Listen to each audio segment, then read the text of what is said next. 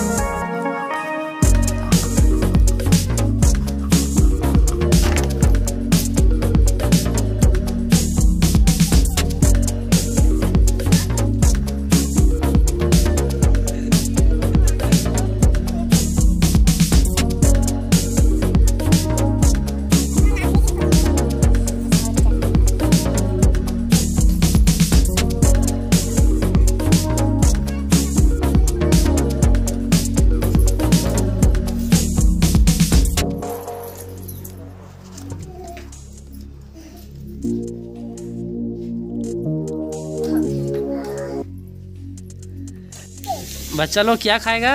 मुर्गा भात। मुर्गा भात क्या खाएगा?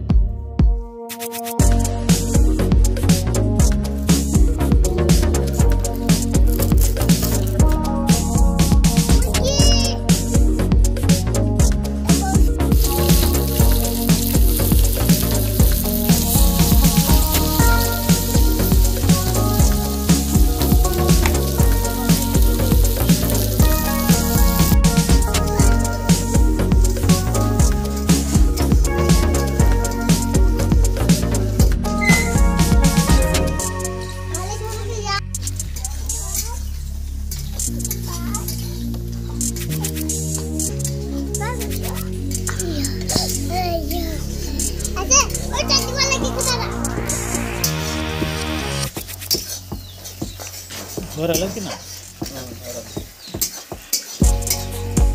क्या खाएगा?